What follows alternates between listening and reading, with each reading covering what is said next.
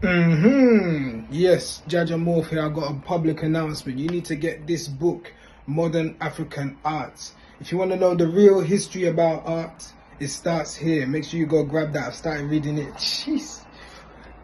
Yeah.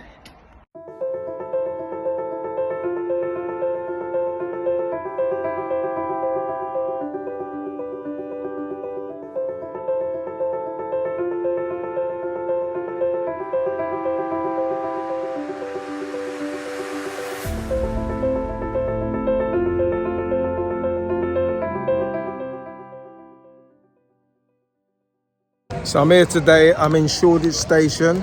There's a lot going on, you know. You can hear music in the background.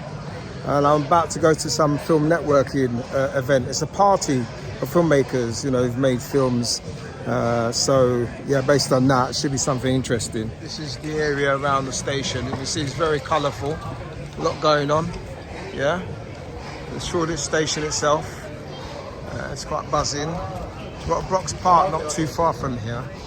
It's got, you know, nice places to eat and all that kind of stuff, and open spaces, you know, under the bridge, etc.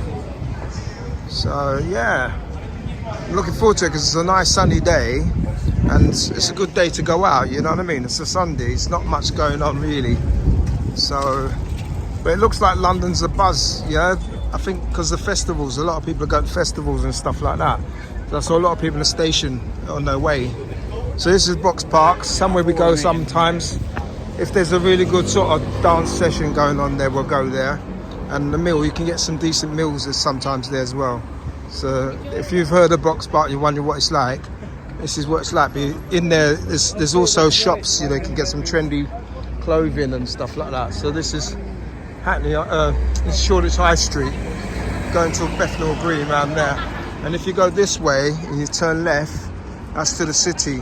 Yeah, City of London, Liverpool Street, etc. We've got lovely looking ladies around here as well, you know, stuff like that. So yeah, and guys, obviously they're doing their thing. It's really cool.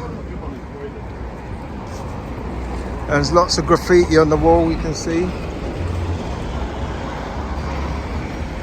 And the venue for where I'm going, what it's called Rich Mix. It's like a creative hub for, you know, people that are creative. They have lots of things like seminars and all that kind of stuff there. You see people's jolly, that's what the sun does, it makes people happy. Get a lot of vitamin D and they seem to be quite happy. So you can see on the walls there, the graffiti.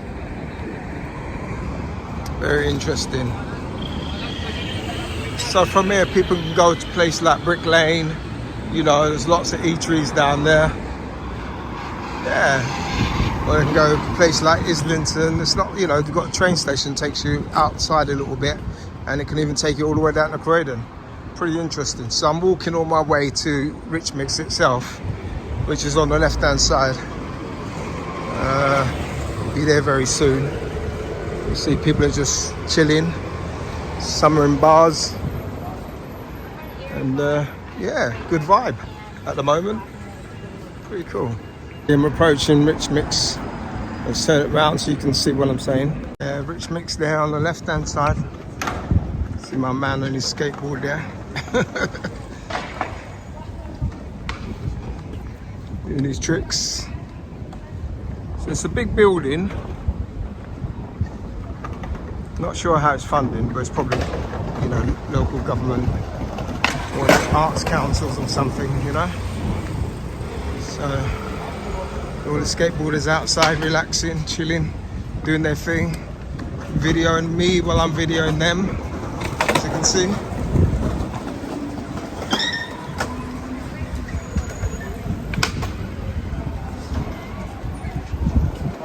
So this is Rich Mix.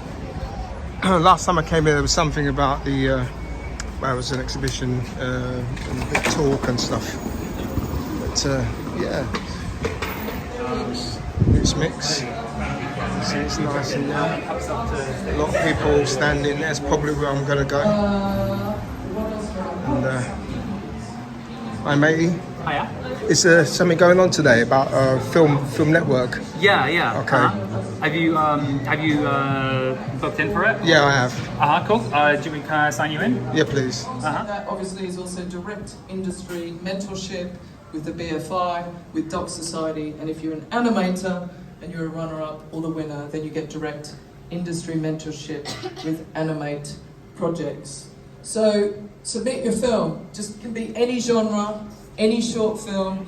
We've also now added onto the website the ability for you to be reminded about the deadline. We now appreciate that absolutely everybody is a deadline queen. So if you go to the New Shoots Film Awards, you can just add yourself and then we will remind you when the deadline is coming up, which is soon. So yes, submit your film. Finally, if you want to watch some great films, we just want to let you know, because Garden Cinema, our great friends there, got in touch and they wanted to let you know that throughout July and August, around South Asian Heritage Month 2024, they're presenting a whole range of really quite fabulous sounding screenings and special film events. And they're themed Free to Be Me. These are powerful films of resilience, identity and personal freedom. And if you haven't yet been to the Garden Cinema in Covent Garden, you really should. It's just gorgeous. And they are also helping keep independent cinema alive. So wonderful at setting stuff up. Grace, Steve, Mohammed, Elliot, guys, you're brilliant. Thank you. Right, it's raffle time. Now, if you haven't done a shooter's raffle before, Lorna's got the bag of treats, Jim's got the tickets.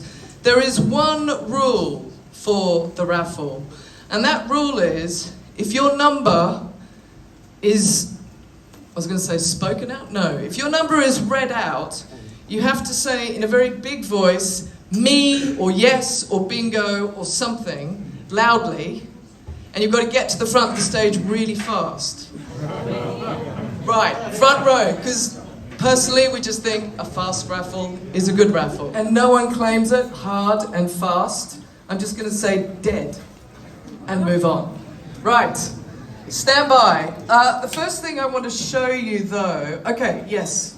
I want to show you the really cool prize. There's a lot of bonkers prizes, obviously. But this is really great. This is an F3 field recorder, so it's an audio recorder. It's dual channel, it's about 250 quid plus. It's really brilliant. It's from Zoom, it's portable. And if any of you don't know yet what 32 float bit recording is, I encourage you to read up about it because it's a game changer. It basically means that this audio recorder, it doesn't have any input gain because it handles it. You don't need it. What would normally clip, it's fine. You can just bring it down. If it's too low, in post, you can bring it up and there's no noise. So 32 float bit recording is kind of the future. It's a game changer, and this guy is really great. This can be the last prize of the raffle. Okay, back in the bag. First one. Congratulations, yellow gaffer tape, it's all yours. Right, next. Okay, this is a triple prize. So we're going to do 3 in 1. I need 3 tickets. These are very handy, triple prize, tote bags from the knowledge. Sweet, huh? Sweet. 3 of these. Okay, let's go. I mean 3 at once. Okay. 136, 124, 160. Go! 1, 136, 122. 136, 124, 160. Yes, we've got 3. Come on up. Round of applause, guys. Come on, they're getting a tote bag. Well done, congratulations. Well done, congratulations. I'm not checking, but hey ho. 124, thank you, sir. Well done, congratulations. Okay, next. 1, 3, 8. Dead! 254. Yes! I heard that. When did it come out? Yes, run, run, run. Guys, round of applause. Collective prize. Lemon sherbets. Well done.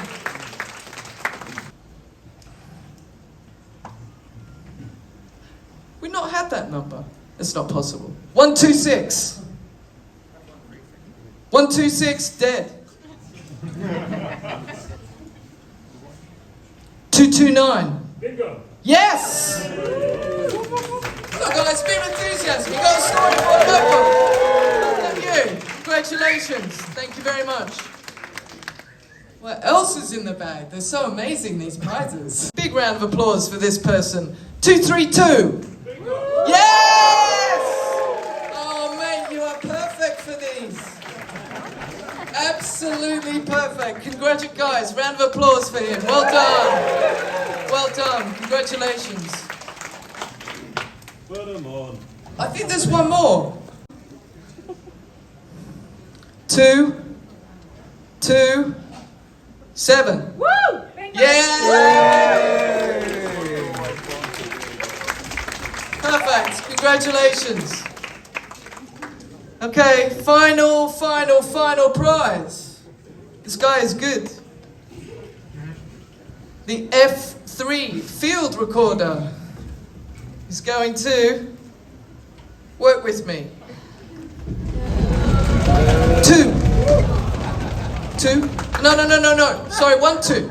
It's just, don't work with me. This is bad. 2, 3, 4. Go! Bravo!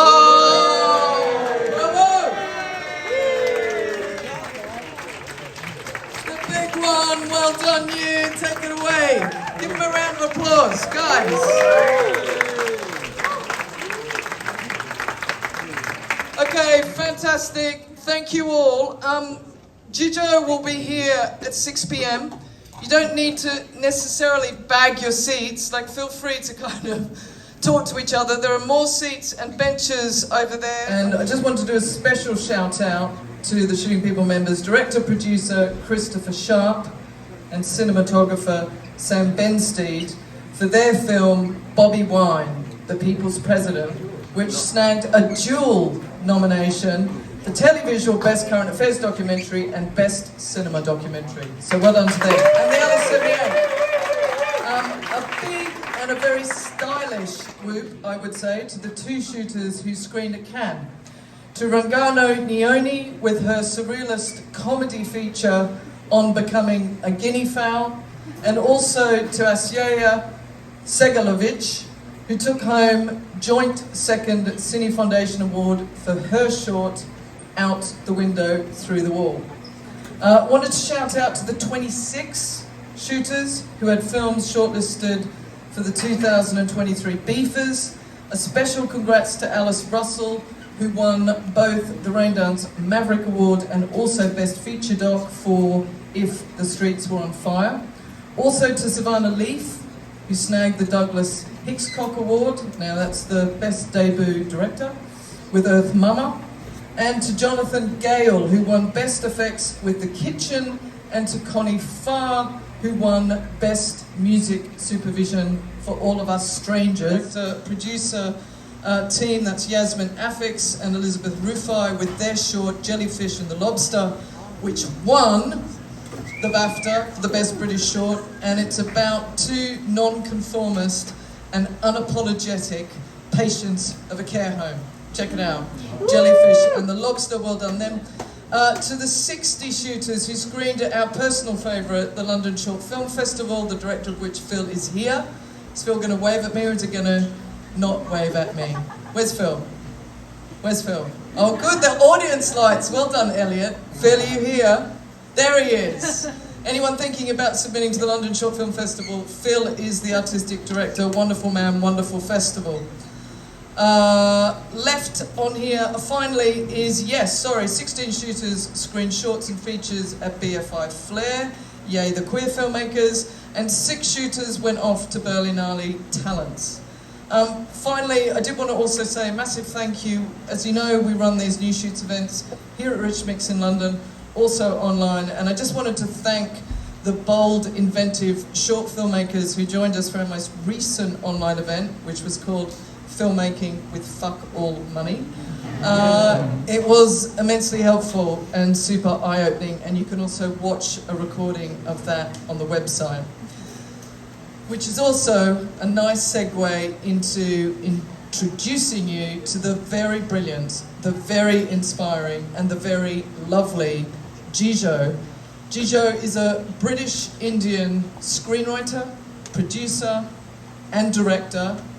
And he's worked across, he's got a particularly visually distinctive style, and his award-winning work covers all kinds of different genres and ranges. So he's worked in narrative, in documentary, in music video, in art, and also across commercial worlds. And I think what's really fascinating about him is that all of us, I mean, any of us all know how difficult it is to have a sustainable career as a creative, particularly now, particularly in today's climate. And Jijo is navigating that, and really, really successfully. He's running his own production company, and he's continuing to make beautiful work that he cares about. Human stories are at the heart of his work, so he's investigating issues like human rights, social justice, environmental, kind of cultural themes. And he's worked in over 60 countries around the world.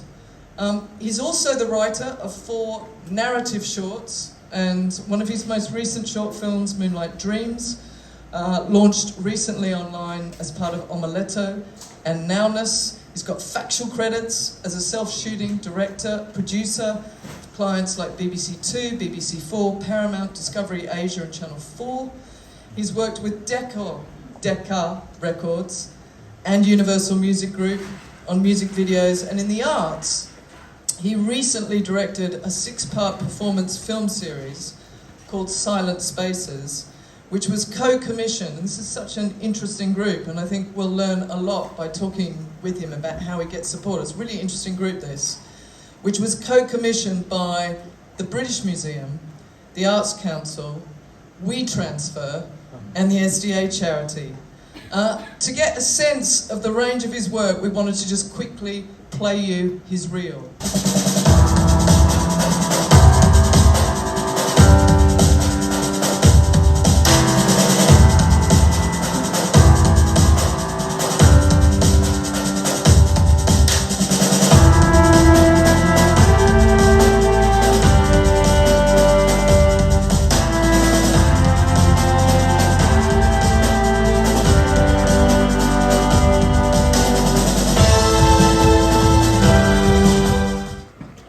Journey into film, like where did you start and what does the journey look like a bit, I guess in brief?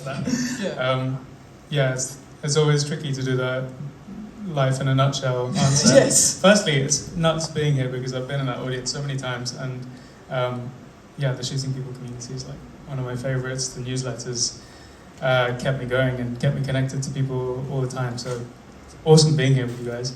How did I get here? I often say it's a bit of an accident, and also predestined. I was very lucky that I grew up in a extremely creative and culturally connected family. I come from a part of India where, for anyone who might know about it, it's West Bengal up in the northeast of India, where everyone is taught to sing and dance and learn poetry and film from like the age of 2. And if you don't, you've kind of failed as a child. So I grew up kind of steeped in this history of creative expression, and that kind of came with me when I moved to London quite young. I studied politics and ended up being interested in wanting to see the places that I was studying about. I had the chance to travel abroad during university, and then that kind of got the travel itch like embedded under my skin, and I couldn't really stop once I started.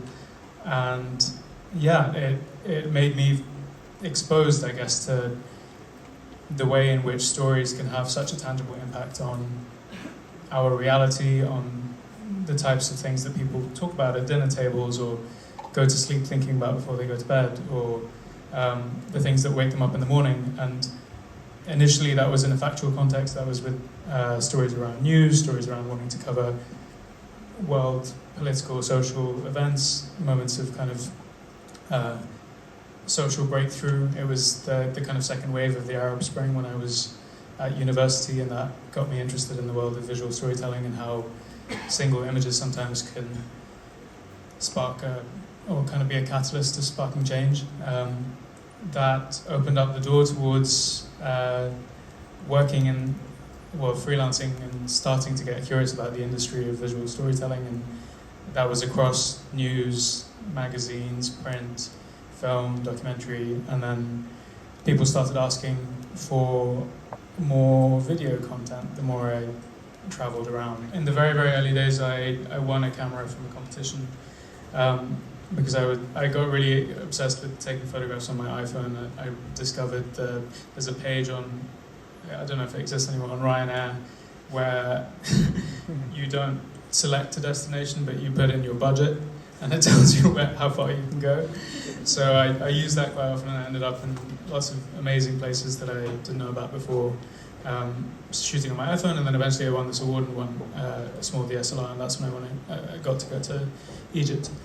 And yeah, I discovered people using that type of equipment properly and creatively and intentionally, and that kind of piques my curiosity. And I was still studying at the time, and that kind of planted the seed, I'd say, of wanting to know more about marrying my social and intellectual and political interests with my more creative upbringing and identity. Yeah. It's like there's so much work that you've made. It's kind of like curious at what point you decided a production company kind of made sense.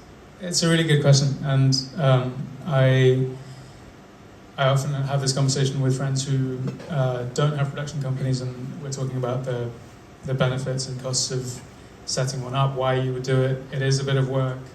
Like, for anyone who doesn't know in the room, it's like you have overheads of maybe £1,000 a year, with 700 going to accounting and setting up a personalized email and a domain and all of that kind of stuff.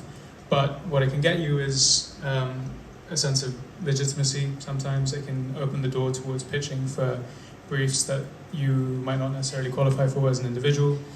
It allows you to build a brand outside of yourself, and maybe even access pots of kind of funding that aren't, again, open to individuals. For me, it was kind of from that decision that I saw it as a vehicle to be able to do more as an individual. I think I know other people who've set up companies who see it very much as their goal to run a business, and that's an incredibly admirable but slightly different goal, where you want to build it and you want to hire people full time and you want to use that as a vehicle to that is the kind of goal. The goal is to build the company. I think for me, as a freelancer, having struggled a lot, that was weird to see, because it's compressed a lot of years and struggles and anxieties and failures into whatever it is, 2 minutes. But the company, I think, became a vehicle for me to collaborate with more people, to access more funding, to access bigger opportunities slightly outside of myself. Is it just you involved? Another good question. Largely it is me. It depends from project to project. So if we win a commission that has a decent budget that can support hiring freelancers for a kind of particular contract, that's what we'll do, and then suddenly you're dealing with a bigger operation. But it is very much project-based, and I use it more as a vehicle for that. And I think that's the main advantage of what it's given me outside of the route of wanting to run a company on my own, which is just that I see other freelancers struggling. Sometimes, it's always a struggle, and I think all of us in this room know that right now, more than ever with the way the industry is. But having a company has allowed me to pitch for bigger projects than I would do as an individual, and I see a lot of other people who are freelancing as directors, as writers, as DPs, in various parts of the industry, and you limit yourself a little bit without it. I mean, you're so sweet to talk about struggles and fears and anxieties, and I think what I do love in a way about the shooters community is we can do that. we can look behind the scenes, because often, you know, you see a finished film and you're like, wow, the film is amazing, everything is amazing, and it kind of masks often the amount of work and stress that's happening in the background. But again, I have to say, I look at your extraordinary kind of body of work, and I am a wower. I'm like, wow. And I'm curious, and again, maybe this question is a bit too big, but let's see what you think. I'm curious, where does a film or an idea or a project start for you? I almost feel like I wake up with a question, and then the next day I wake up with the same question, and a week later I have the same question in my mind.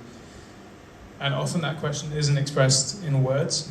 It's more of a feeling and like a direction that my curiosity is pushing me towards. Sometimes that's visual, and I feel like it's not expressed in the same way that this type of spoken dialogue is. And if that reoccurs enough times, then I know that that's something that stood the test of kind of facing up to my doubts, facing up to my critique, facing up to my inner... maybe your own interest as well, is it? Yeah, Kept my own interest, you exactly. interested. And I think that's what draws me towards making something. That's my calling. Yeah, that's a much more eloquent way of putting it. Keep thinking of something day to day, we can't stop it, and that's a calling, and I see that as a privilege. I think kind of having a bit of a struggle with the way the industry is. I'd recently read a report about how, like, I think it was in May that it was published, that 70% of the industry across film and TV and commercials and unscripted were unemployed at the time, and some people, like, slightly lower percentage were considering leaving the industry in the next 5 years. But what you just said there, and the fact that most people have those questions in their life that reoccur, the calling that wants to drag them a certain way, and often it's the grind of, I have to go to work the next day, I have to do something that I don't necessarily feel called to do, just to survive, so let me suppress the other stuff. Whereas working in the industry that we do, we can often use that to our benefit, and even in the best cases channel that towards creating something that is bigger than us, that speaks to more people, that's cathartic, that's expressive, that, like, I think more than all of that mirrors the sense of humanity that we see in other people, because whatever is bugging us and keeping us up at night is probably bugging someone else. Well, like, more than half of which have been kind of self-initiated, and if I got lucky I found funding later. Well, I'm curious to kind of like drill into that, which is to try and understand, I mean, in some of the kind of short conversations we've already had, it's kind of often the conversations around surprising ways of getting funded or supported. And I wondered if you might be able to speak to that, like perhaps there's a way to talk about two projects, for instance, that may have been funded or supported in ways that other people here might find surprising. Yeah, sure. We can maybe do two examples. One is a really small documentary, and one is a larger kind of narrative short film. The documentary was really born of a creative itch, really, me feeling like this happens every few months where I'm trying to earn money and trying to pay bills and trying to pay rent, and I'm like, no, but I want to make something that excites me and that makes me grow, pushes my skills, allows me to collaborate with people I admire. And I was doing a course with Screen Skills, who are amazing. If you don't know about them, you should check them out. And the course was about upskilling as a shooting director, and we had to do a kind of small assignment as part of that, and that we came up with our own stories. I'd found a story about a boxing gym in Hackney, and did the assignment, but got on really well with the people who I met off the back of the assignment, and the characters in the story kind of spoke to me and felt like they deserved a bit more interrogation, and I thought maybe there's a way for me to make this into a short film, because I've started shooting, so like why not? And Screen Skills gave a bit more funding, and that was in partnership with another organisation called Directors UK, and there was a very small pot of funding, maybe around just over £1,000, and over the course of a couple of shoots I went back and forth and found connections to help me with the edit, and the edit happened off the clock for someone who made time for the story because they were interested in it and they're interested in collaborating, and the music also kind of happened off the clock with someone who donated their time really. And I think what's cool about shooting people and the types of opportunities that these rooms facilitate is that there's so many more people who want to just make things out there than you realize, and having the self-belief and like betting on yourself and your idea to have enough worth and value and resonance in other people is a really hard step to take, but like a really easy step to take, because you just have to tell someone about your idea and you're probably going to be excited about it, and that's probably going to make them excited about it, and then you're going to have a collaboration there, and that's two people is better than one, and that makes an assignment into a short film. And that short film, it took like I want to know what it's called. What's the boxing film called? It's a small project. It's called We Move, and it's like an 11-minute film, which, if I had funding and time, would probably take like 2 weeks to make maximum from start to finish, but it took us like 8 months or something in everyone's spare time. A short film called Kali, which is hopefully coming out later this summer, and it's been kind of a long time in the works through different iterations as an idea, but back in Calcutta, where my family's from, I go back there at least once or twice a year to visit family and friends, and I try and do a project there often as a way to reconnect with my roots and my culture and identity there, but also, in all honesty, because it's cheaper to make films and pay people well there than here. And the latest project was Kali, which is kind of a step towards exploring stories about social realism, but with like a sprinkling of genre. So it's like a thriller with some magic realism in there. And what's it about? Can we ask? Or? Yeah, you can.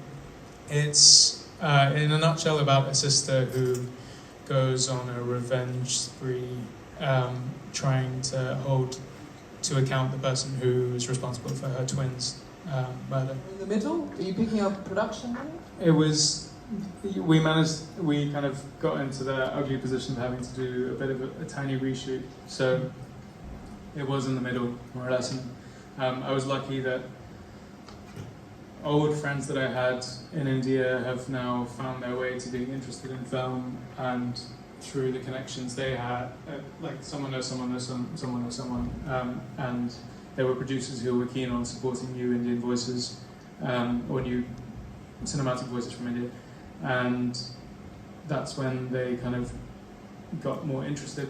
It's kind of become a slightly more, it has a higher success rate as a model for funding for me, where I have like a proof of concept to show, which is really annoying in some ways, because it means you have to put up the money up front yourself and you have to like get the ball rolling. And that's more common with documentaries, where you have to do taster films and things. And with narrative, it's often more expensive. But yeah, both with Moonlight Dreams and with Kali, I shot a lot of it myself with friends in India. And Jijo, I think that's fascinating. I don't think people ever often talk about proof of concept, shooting stuff as being actually, as you say, across all the work that you've done, a kind of fairly positive model for how to kind of raise money to kind of keep to pay back later. I mean, it's risky, obviously, and you've got to put money or favours up front, but that is interesting. And India is like much more affordable than paying someone or paying a whole team of people a good wage. Here we ended up having a crew of from start to finish, like 60 people, and it was like a bad idea as a short film. It was like a 25-minute short film, and yeah, for me, it ended up becoming a proof of concept for a feature, which is now kind of in development. But yeah, I think it can be much easier than that. I hear that, and I hear that that's not how the systems should work. But I also, I also instinctively think there is also a DIY. I want to do it. I want to get it made. I want to do it. And I think it's hard here because many people will go the BFI route and then they don't get funding and then they go, I can't do it. And You say that, and I think that's a really important kind of thing for me to say. I was wondering what I could say to you guys here because I'm in like a similar stage of my career probably as many of you, and so many of us hang our hopes and validation and like reassurance that we're on the right path, that like we're getting the support that we need and people are recognizing us the way that we want to be on winning funding from certain bodies, and there's like a handful in the UK, maybe 3 or 4, one of which you just mentioned, and it's such a lottery. And I've had I've applied collectively across all of them probably like 10 or 15 projects. I've had funding once, and I don't think that has any indication of whether your project is worthy or not. I wouldn't envy the position of people selecting those projects because they also have like thousands of applications and they end up picking things that resonate with them, and I'm sure they're good projects and worthwhile. But equally, most of the films that are made and most of the people who I look up to now as kind of emerging or successful directors who are working on HGTV and Netflix shows and whatever it is, they haven't directed stuff which was supported by the BFI in their early days. They ended up doing like 10 shorts or whatever it is with very little money, and one of them resonated with the right person, or they met someone 10 years ago who opened up a door 10 years later. And I think I don't think enough people say that it is like a industry of persistence, and that pays off. You've noticed that your creative process has evolved over time, and if so, are there any kind of techniques that you might have abandoned or new approaches to how you might shoot a film that's kind of emerged recently? Again, I know these are broad questions. I'm sorry if that's like kind of very broad, but I'm curious on the technical front. It's a really good question, and one that I wish people asked me more before I jumped into my next project. I think people said this to me before I started many of the projects that I did, and I slightly ignored them, being like, "Oh no, it's fine. I'll make it work." But I think the script is so important, whether it's documentary or narrative. I actually think that having a clear idea of where you want to go and running that by enough people for that idea to feel really robust and like audience tested, and not just like the first beautiful kind of inspiration sparked draft that you managed to get down on the page. Often my early short films, I ended up doing that where I wrote something that I thought was really cool and I had the right resources and opportunity and I had a limited time window, and I was like, okay, I'm gonna make it. And then I ended up recutting and reshooting and then recutting and no one wants to do that, and that's like a bad idea. But I think so much of prep is, if it's used well, in terms of refining the script, in terms of workshopping with actors, in terms of really deciding on the bare minimum that's needed to tell the story that you want to, and then seeing if there's space for the extra stuff. I think I wish I had done more of that along the way. Also with documentaries, because I come from a background of self-shooting and I love shooting as well. In the narrative world, most of the stuff you saw up there is stuff that I've shot. I'm trying to move away from that now. But when you work in documentary, you're often, and you have the space to work on an independent project, and you're often shooting like everything that looks good and feels interesting. And I think working with the hat of an editor, or if you are if you are a director and have kind of out of necessity learned the skills of editing along the way, but I think directing with an editing hat and writing with an editing hat is like really useful, I think, and something that we end up needing to compensate for later if we don't. It's to how you build trust and rapport with your subjects when you're making a documentary film. Like, do you have an approach or techniques? Or like, I'd love to hear from you how you approach subjects that are going to be in your doc. I'm so glad you asked that, because I think it's a question that's not centered enough within conversations around factual storytelling. And I think for me, I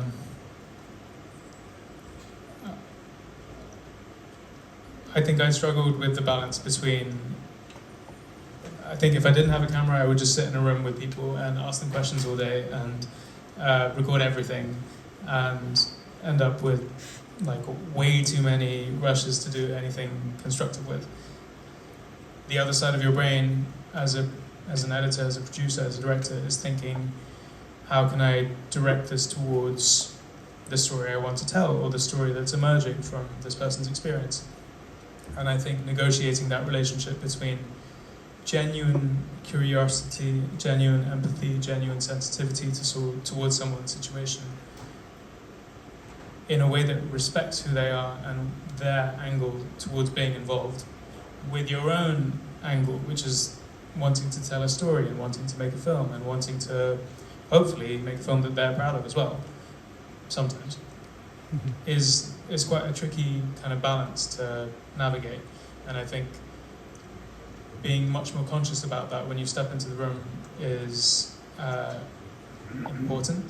I think in terms of earning trust, it's just transparency. I think you need to be upfront when you speak with potential protagonists about where the film could go, what it could mean for their lives, what it could mean for their safety, what it could mean for them in 10 years from now, which they haven't even thought about.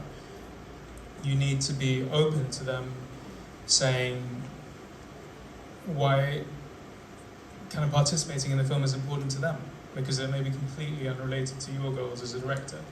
And there needs to be space for that, I think. Like, unless you're, I mean, even if you're doing like an investigative documentary on a war criminal or something, and you really want to hold them to account, you want to pursue truth to power, like, I think it's not ever, or like, it's rarely prioritized enough that you're dealing with another person's story, another human's life.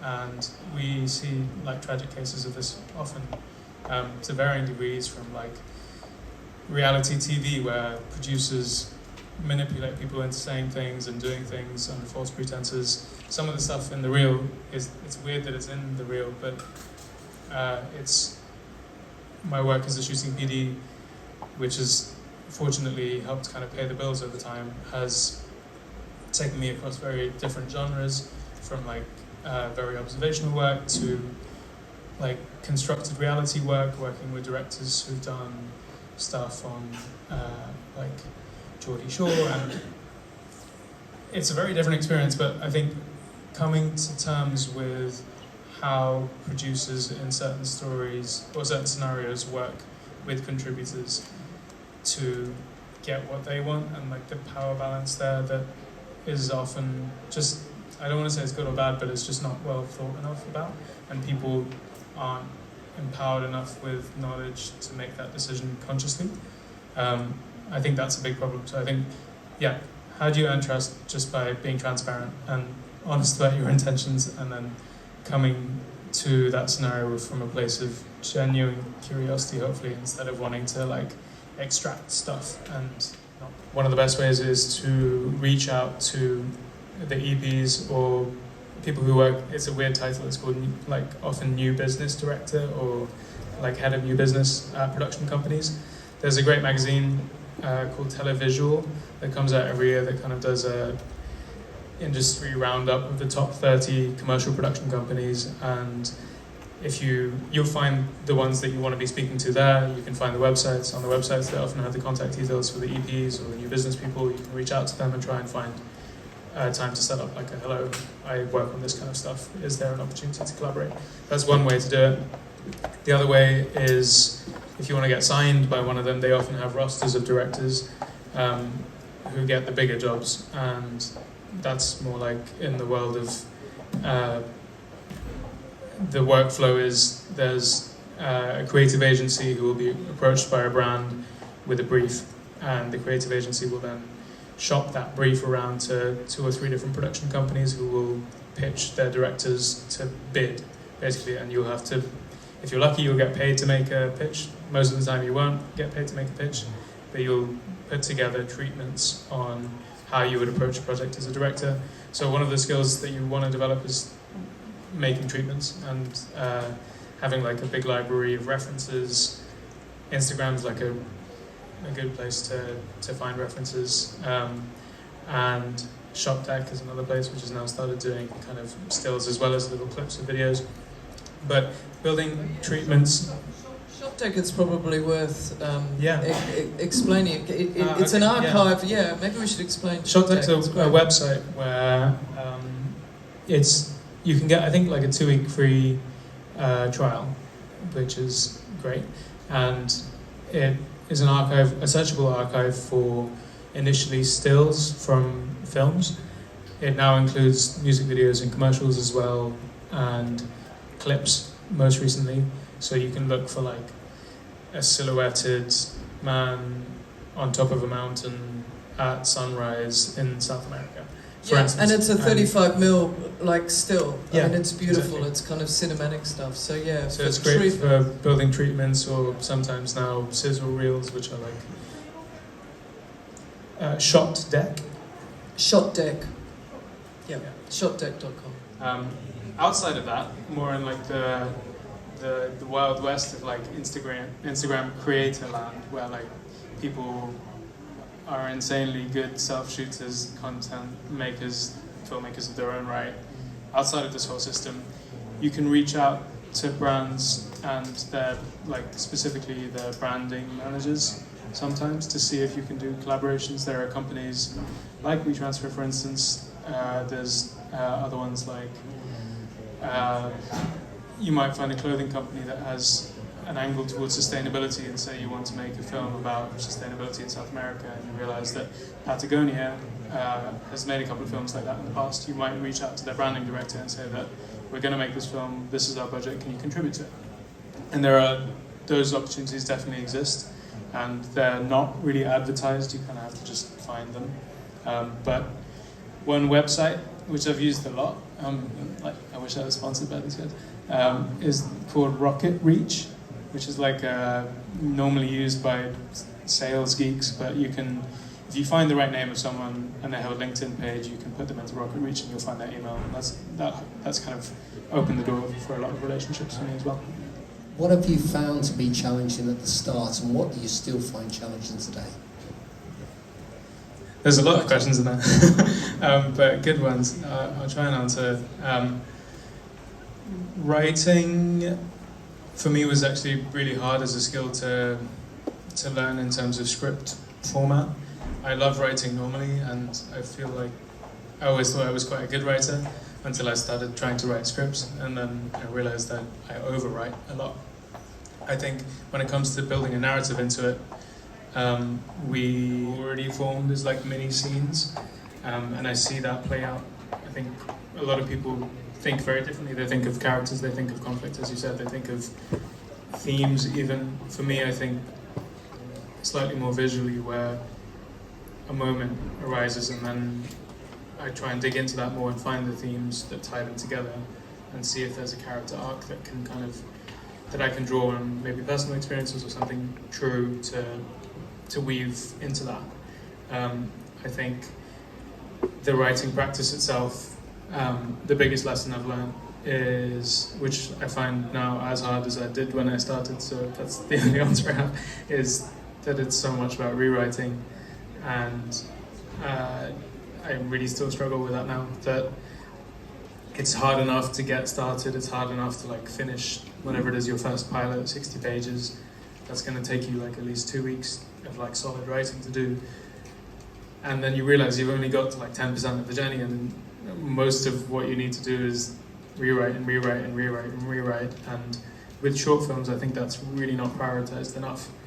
And because they're short, because they're a bit more contained, because they have less resources, because you maybe don't have a development producer or like a script editor or like enough friends to show it to, you're not giving yourself the chance to really make it as tight as possible. It's that you're driven visually and that you're imagining visual scenes, so that presumably your script has got quite a lot of visual pieces in it. I mean, there's a question, I guess, for a visually driven director.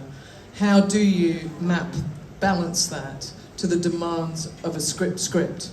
And when you're on set, are you allowing for improv, or are you a kind of, no, the script is it? Like, curious about that as well, that balance of being a visually driven director against script.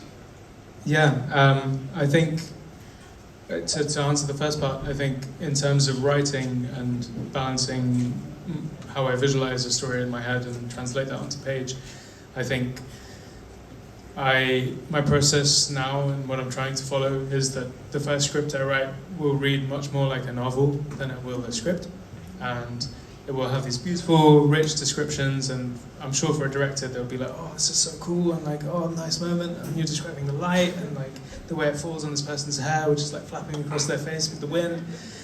And anyone who reads scripts is like, what the hell have I just read for like 2 pages? I'm so bored. And I think the useful piece of advice that I've had is write that first version, because I think that way, so I have to get it out that way. Other people have said really useful things like go on a walk and try and narrate the whole script into a voice note, because the way you tell a story out loud has the natural rhythm of storytelling in it. And it's like the equivalent of what's called, like a horrible term, a vomit draft. And once you have that, then you can pare it back. And that's the same for me, where I write the long one and then you try and cut away everything you can, including killing all of your darlings, until you're at a point where it still works story-wise, just functionally, but has lost all of like your personality and flair. And then you can see what you need to add back in. And I find that really hard. But that's what I try and do. And you asked about on set and improv as well. I think what I've learned, and directors work in different ways, so this is by no means at all gospel, but like for me, I've often made the mistake of wanting to be really liberal from the beginning with actors, and I think that often like it's not helpful. It does the opposite of what I'm trying to do, where you give someone a script and then you say, oh, you can improv. From the beginning, you're going in all sorts of directions. And I think what's helped me achieve what I was actually trying to achieve, which is make the actors feel safe, but also empowered to bring the characters to life in a way that I wouldn't be able to, is to get a few takes where the script is kind of stuck to, and we find the structure and we find maybe the blocking, and like you get a potential backbone or safety net for the scene, and then you make space for improv, and I think that's helped a lot, just practically speaking. I primarily use the production company for commercial work and documentaries that have more, or like short documentaries that have more commercial ties. So that could be like, I'm trying to think, anything from a documentary for a cosmetic company about how the story behind their product and why it's valuable and why it's different and where it comes from, and these are usually short form type things, and that could be anything as simple as a one-man band to like a crew of up to 5 or 10 at the very most, and you're looking at budgets of like up to 50k for that. And on the other end, you could look at, like, it's a bit harder to crack this because they're usually working with agencies, but there are ways that if you go to corporate companies, they need loads of videos, which can kill your soul a little bit after a while, but in the beginning can be really useful to work on. Companies like, you can go to like consulting companies, so like EY and McKinsey and those type of people, who always need videos, and they could be as simple as talking head interviews from people doing like quarterly investment reports, or investor reports rather, to something like explaining a really technical product, which is usually like a stock film, more or less, where you're not going to be shooting much, but the budgets are much bigger, and you just have to handle dealing with a very complicated client who has like various layers of approval that you need to navigate. Those are the more easy things to access. You can often create your own work with people not having commissioned you, where you approach people and you say, why don't we make a film about this? Where you kind of initiate the creative of it.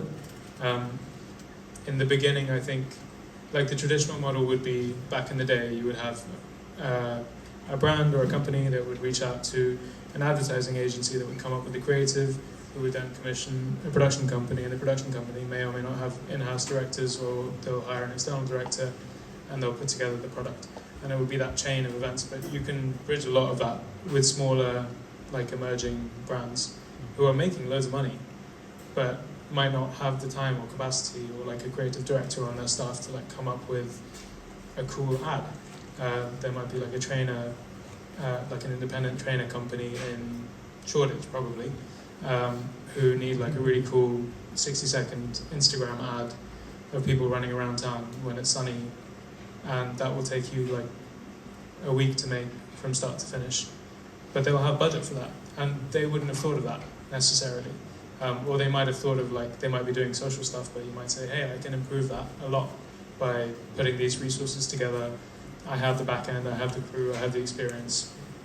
Let me do this for you, and then like that's one way to get in, I think. And I just wondered if you could share some experience on this. We have like a short documentary at the moment that's out doing festival circuits and it's scooping up awards and things like that. And we find ourselves on the precipice of deciding whether or not to pursue it as a feature documentary product. I just wondered if you could share a little bit of experience about how you crossed that threshold, and in terms of like what crew did you sort of communicate with in order to embody and take that project to the next sort of step? Yeah, great question. So it's weird because I've worked on longer form things in the format of series, and often for broadcast, but I'm still working on my first features. So I'm navigating that transition myself very much. I think there is a big jump, or at least I want there to be a big jump between the type of work I strive for in a feature than in a short. I think the ethos should be the same, that you want to make the best work, but I only now feel ready to make a feature, having done a lot more, and now feel like I can aim a bit higher. So it depends a little bit on your story, but I think almost start afresh, if that isn't too daunting of a thing to say. Because how does that work against your early thinking of like proof of concept, right? Could a short doc be used as a kind of proof of concept for something bigger? Or do you think the short has got its own world and its own story, and that doesn't actually work if you're wanting to kind of take an idea and go longer? So I think it's a bit of both. That short films totally have a world of their own if you want them to be that, and we have people here who will be able to speak to that much more than I can. But if you are thinking of making a short film as a proof of concept, the short film is really valuable and totally an asset, and that's what's going to open the door to a meeting with, I don't know, whoever it is, Channel 4 or Doc Society or one of the commissioners who you want to give you money. But I think the assembly of, unless everyone's at the right stage in their careers, the type of team you need to carry you through a feature is slightly different to the requirements for a short, or it's very different. And it may be that everyone you're working with wants to do their roles for the long term and is like capable of taking on that jump and is like on that precipice right beside you. I often haven't found that to be the case, where with short films, it's been an amazing privilege, at least with like the core teams, to work with friends, to work with people who are just passionate about an idea, who have like a few weeks to spare, or who want to do something on the side of a separate job. I think with a feature, you're talking often about like a multi-year commitment and a budget jump, which is going from, I don't know, the most expensive shorts you're talking about are like 50, 100 grand at the very most, and the cheapest features, I mean, there isn't really a line, but like it's often much more than that. And I think because of that, it takes a bit of determination and kind of self-belief to say that, okay, the next stage of project will require a slight reconfiguration of the core team, and some of that will need guidance for sure. I think a feature can obviously be a place for you to level up as well, but I think because of the amount of money, because of the amount of experience expected that you need to have in order for people to believe that you're going to pull it off, and therefore in order for people to give you money, is slightly higher. I don't know if that's answering your question. I don't want that to be a putting off type of thing to say at all. No, it's more like if you just recruited sort of people to assist you to enable that. If you've got like development producers on side, or whether you're just doing it all entirely yourself. Okay. Yeah, that route toward, like, either way, when you get funding from most publishers or most co-producers, they're gonna want to develop the project with you. So if there's any doubt that your project's not ready enough, you should try and get other people involved, whether that's putting together the sizzle reel, whether that's like a line producer to help you break down the budget more realistically, whether that's someone in marketing to help you like build a potential festival strategy on the back end of things. Like that can totally strengthen your pitch position. I think you should do that, being aware that once you are through the door with whoever is funding you to keep the work going, they're going to have their own people usually who will be like, why don't you try this, why don't you try that? And the project will change as you make it. But yeah. Super. Other questions? So that's really interesting. I suppose just wondering what you think about, is there value on, as someone who wants to be a writer director, is there value in like getting work on set as a runner and so on? And it's kind of a non-trivial question because like it's very difficult just to get runner work, and it's very difficult to make a living just from that. You know, that alone is some people's dreams. That's almost very hard to do. So is it really worth sinking a lot of time and energy into that versus just, you know, keep continuing to make work and kind of honing your skills in that area, I suppose? And one which I've contended with a lot, because I think if you asked me this 2 years ago, I would have been like, no, just go out there, make your own work. The work is what counts. That's what's going to really give you experience. That's how you're going to build confidence, a body of like a skill set really, and you can create your own network and kind of make your own way towards your dreams. But I think underlying that are two things. One is your confidence really as a director, and I think that comes from knowing the craft and knowing and being exposed to enough problems that can occur when you're on set, and like knowing how to solve those things, because that's kind of your job. And then the second thing is your network, and it's a cheesy phrase which I'm on this like mentoring course where someone keeps saying that your network is your net worth, but it's really true. And everyone I see doing well has either gotten really lucky or has really benefited from the fact that they know how to develop collaborative, open, and kind of creative relationships with people in the industry. And I think the value of being a runner, yes, it exposes you to things, but you often, I don't know, driving a car or like making tea or whatever it is, so you're not necessarily like hanging out with the director or learning things, but what it does do is give you a chance to chat to everyone on set. And that network I think that exponentially grows. And you can do that freelance as well, and that's what I'm trying to do. And that's totally possible. I think it's down to like your disposition going down the freelance, or like I'm going to do it myself route, everyone's freelance, is kind of dependent on whether you feel okay with the level of instability and uncertainty and excitement that comes with that, and opportunities as well, is the only way to be a writer-director.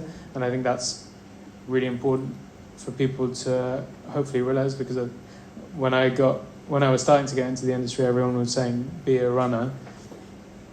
And I was like, no, but I'm seeing this guy go from making music videos to directing on TV to directing his first feature, and he's like, 25 years old.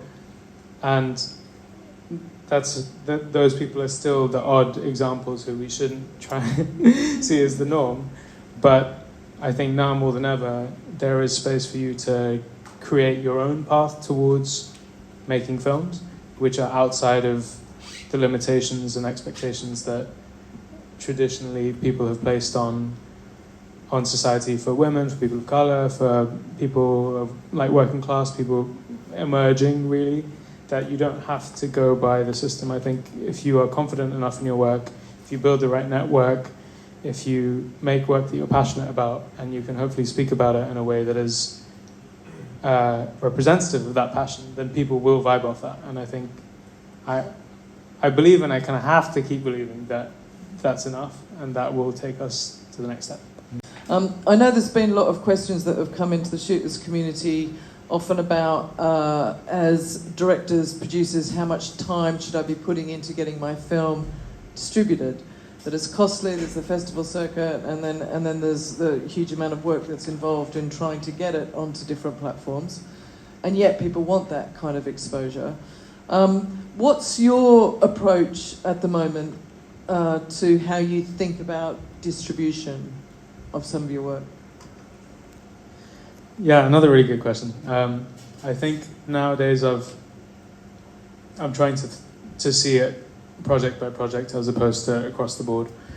I think you need to figure out what your goals are for the project, and that might be something like getting a feature made because your film is a proof of concept, in which case it doesn't necessarily need to win at like Sundance, or nor do you need to spend like $700 on Film Freeway submissions. You just need to get it in front of the right person who's going to believe in the project, and you probably spend your time and resources better on developing the feature script and the deck for that, and why the short film is like a proof of your tone and idea. And that's like one way of doing things. The other way, if you want to increase your profile in the industry, then yeah, like festivals can be an amazing platform for that. And there's definitely truth to, if you are at the right festivals or you win certain awards, your name can ring around the industry and open up certain doors in a way that would be pretty hard to do otherwise. Also, do you care about views more than like who watches? Like, is the reach and impact of your film more important than like the profile of it? In which case, if you find the right platform on YouTube, or you find you could publish a documentary with The Guardian or with The New Yorker, and you're going to get way more views than you would do with like a film that premieres at Sundance and then you put on Vimeo and maybe gets like a Vimeo staff pick or something, you know? And I think having the clarity of knowing what is the optimal outcome for your film and how you want it to serve your career, and being a bit strict about that, and crucially not kind of hanging your like the validation and effort you've put into making that film on whether or not it kind of achieves that outcome is like really important, especially with festivals, because it is, I think, in my experience, a lottery. And I think I hope most festival programmers view most films and do it with the best of intentions, but they are people and they have a subjective point of view, and they're putting together themes and putting together curations of programs, and there are like a bajillion reasons as to why your film might not get picked, and that's no reflection on whether it's good or not. So that does not mean that your film's not good and that you shouldn't have made it, and all of that kind of stuff for a submission is worth it, is like an important thing to figure out, because having a laurel on your Vimeo page or whatever is not always worth it if you can just reallocate those resources to a different way of getting the film out. I think we've got time for one more question, if there is one. Right. Over the years, what has aligned with you when you're trying to learn from others and with others, especially in kind of this space of socially engaged kind of work and work that's connected to people, and this thing of trust, this thing that you were saying about transparency and trust really resonated with me, because the work that you talk about is so, I don't know, connected and mutually impactive on, I don't think that's a word, but mutually impactive on people and the communities, the ripple effect of this stuff that you're creating and thinking about. But when trying to learn about how to do that and this ongoing kind of growing process, kind of what has aligned with you in that kind of journey on a peer-to-peer level, but also when you're looking into what you want to do further, in a development and kind of dream vision as well? People to collaborate with you in a way that aligns with a kind of humanistic creative vision in your project. And I think for me that's, I try to more than, I have on my Instagram, I have a saved folder with called collaborators, which is saved with all the different projects that come across my feed that I like the look of, and potentially people I'd want to work with. But if I'm honest, that's that exists in a bit of a dream world, and the reality is that I much prefer just meeting people and seeing if we vibe as individuals, and whether an idea that I'm interested in excites them as well, and whether, and this is normally the case if it excites them, whether they have something to say or ask or contribute which I hadn't thought of, and add something constructive to that kind of endeavor. And I think that's kind of all you need from someone. I guess they need to be competent in their craft, and hopefully there's proof of that or evidence of that or something, or enough of a chance for them to work on that in this project.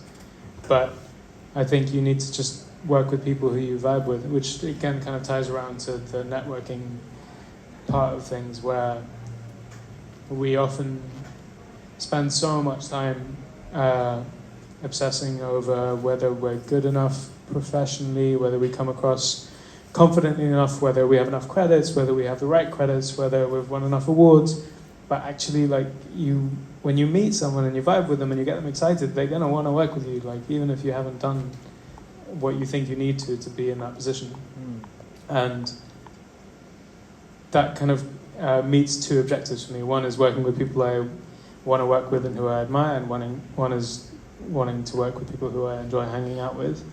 And usually that creates an environment which is conducive to creating stories that are based on transparency and empathy, and trying to invite people to think in a way that is more kind and useful for the world. Question I could throw at you as well, which is, what are the things perhaps you wish you'd known when you were first starting out that you kind of know now, or that you've learned now, that make your life as a writer, director, producer easier? I've done that weird thing where I've got a big picture and it's a bit too abstract. Do you know what I mean? When you first start out, it's what are the things that... Kath, you go deep, straight in. I love it. I think it might have turned off. Oh, it did too. That's okay. We've got back. Now we got another one. What do I know now that I wish I knew before? I think I don't want this to sound pessimistic or focusing on the wrong thing, but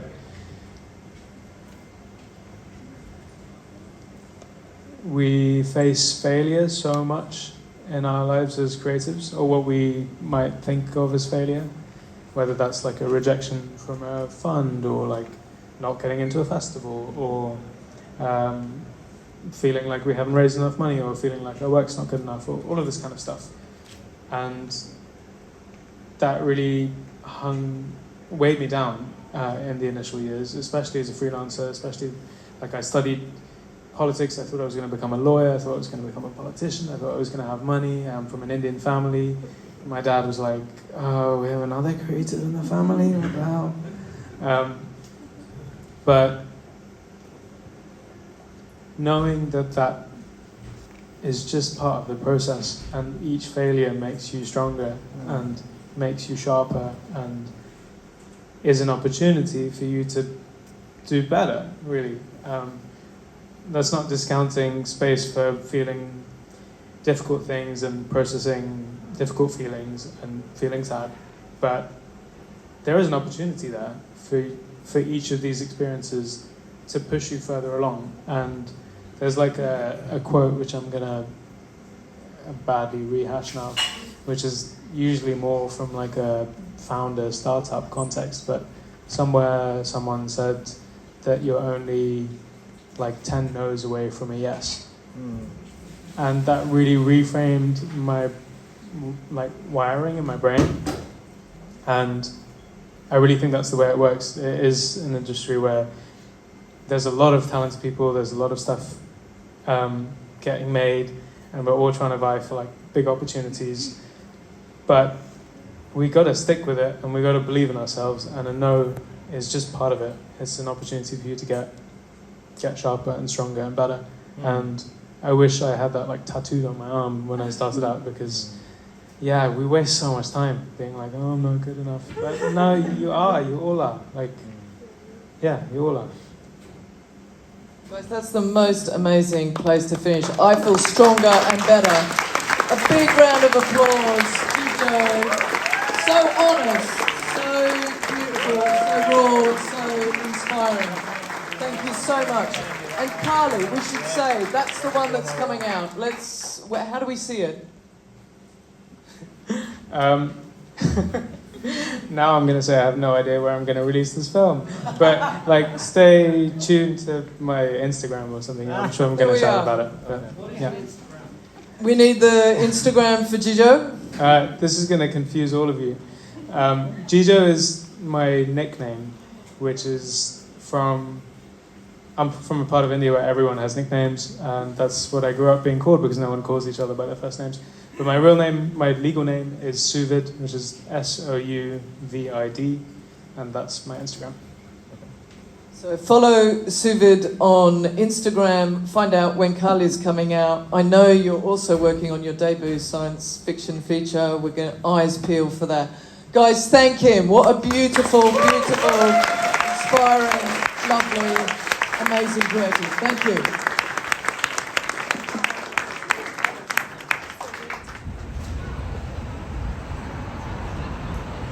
Met some interesting people, and the talk was very special. As you can see, it's now sort of evening on Shoreditch High Road, I think it is. Yeah, rich mix, really enjoyed it. I'm on my way back to home, as they say.